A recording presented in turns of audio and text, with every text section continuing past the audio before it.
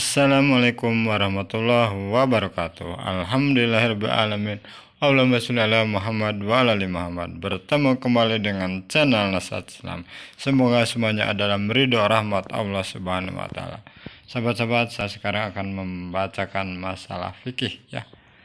Benda dari tubuh manusia yang tergolong najis. Apakah itu? Para ulama mengecualikan beberapa hal dari darah yang tidak dihukumi najis.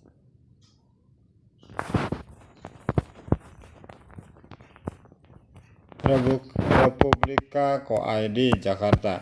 Para ulama telah mengelompokkan benda-benda yang keluar dari tubuh manusia yang tergolong suci dan najis.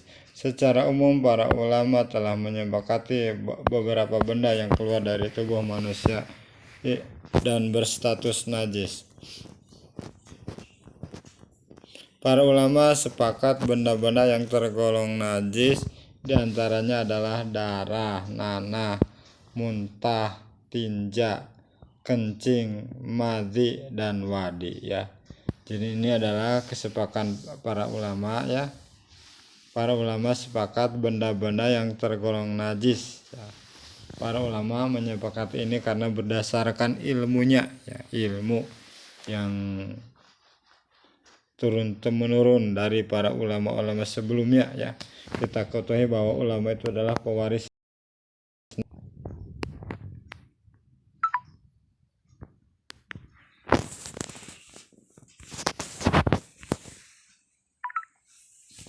ya.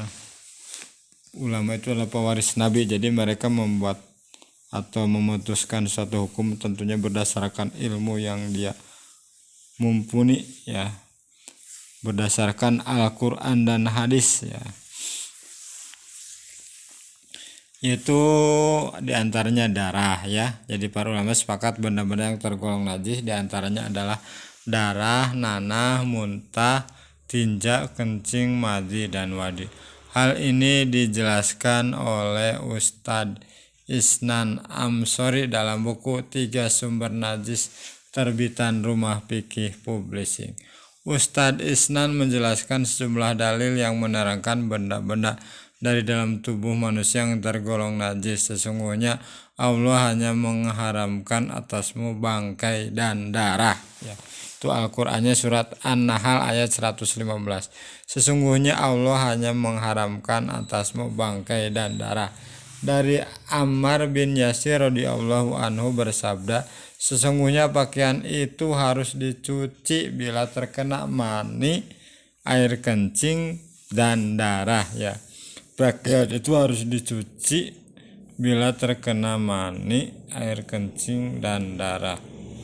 Dari Asma bin Abu Bakar radhiyallahu anhu berkata, ada seorang wanita mendatangi Nabi SAW dan bertanya, aku mendapati pakaian salah seorang kami terkena darah haid, apakah harus dia lakukan? Rasulullah SAW menjawab, ia kupas dan lepaskan darah itu, lalu ia kerok dengan ujung jari dan kukus sambil dibilas air, kemudian ia cuci, kemudian ia sholat dengannya. Hadis riwayat Bukhari.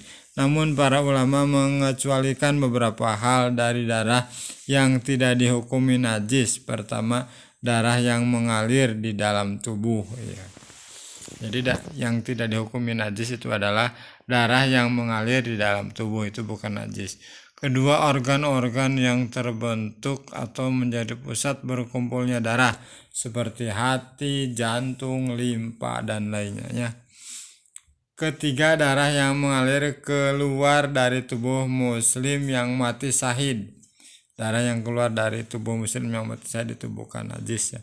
Kecuali yang terlepas dari tubuhnya atau tercecer di tempat lain, maka hukumnya tetap najis, kata Ustadz Isnan dalam bukunya. Ia menjelaskan yang keempat, kadar darah yang dimaafkan karena jumlahnya sedikit. Dalam hal ini adalah sedikit perbedaan di antara para ulama dan menemukan batasannya. Dalam bukunya Ustadz Isnan juga menjelaskan dalil yang menyebutkan muntah, tinja, dan air kencing najis. Rasulullah bersabda, "Wahai Ammar, sesungguhnya pakaian itu dicuci oleh sebab salah satu dari 5 hal, yaitu tinja air kencing, muntah darah, dan mani." Hadis riwayat Daruqutni. Rasulullah Shallallahu Alaihi Wasallam bersabda, baju itu dicuci dari kotoran, kencing, muntah, darah, dan mani. Hadis riwayat Baihaqi dan Daruqutni. Ustadz Isnan juga menjelaskan tentang wadi dan mazi. Ia menerangkan wadi adalah cairan kental yang berwarna putih yang keluar dari akibat efek dari air kencing, ya. Jadi cairan kental yang putih berwarna putih yang keluar akibat efek dari air kencing itu disebut wadi. Sedangkan mazi adalah cairan bening yang keluar dari kemaluan akibat percumbuan atau hayalan sahwati, ya. Jadi itu mazi, ya. Mazi berwujud cairan bening dan biasa keluar sesaat sebelum mani keluar. Wadi dan mazi tidaklah keluar dengan deras atau tidak memancar sebagaimana mani. Perbedaan antara mazi dan mani adalah bahwa mani keluarnya diiringi dengan lazah atau rasa nikmat atau ejakulasi, sedangkan mazi tidak. Itu ya perbedaannya, ya. Dari Ali bin Abu Thalib radhiyallahu anhu berkata, "Aku adalah seorang laki-laki yang sering mengeluarkan mazi, maka aku suruh Miqdad untuk menanyakan hal itu pada Nabi Shallallahu Alaihi Wasallam dan bertanyalah ia kepada beliau. Lalu Nabi Shallallahu Alaihi Wasallam menjawab, dalam masalah itu wajib berwudu, ya." Jadi saya ulangi, dari Ali bin Abu Thalib radhiyallahu anhu berkata, "Aku adalah seorang laki-laki yang sering mengeluarkan mazi, maka aku suruh Miqdad untuk menanyakan hal itu pada Nabi Muhammad Shallallahu Alaihi Wasallam dan bertanyalah ia kepada beliau. Lalu Nabi Muhammad Shallallahu Alaihi Wasallam menjawab, dalam masalah itu wajib berwudu, ya." Jadi itu sahabat-sahabat penjelasannya tentang benda dari tubuh yang tergolong najis, ya. Jadi saya ulangi, benda dari tubuh yang tergolong najis itu apa tadi? Darah, nanah, muntah, tinja, kencing, madi dan wadi. Ya, sekian, semoga bermanfaat. Billahi taufiq wal hidayah. Assalamualaikum warahmatullahi wabarakatuh.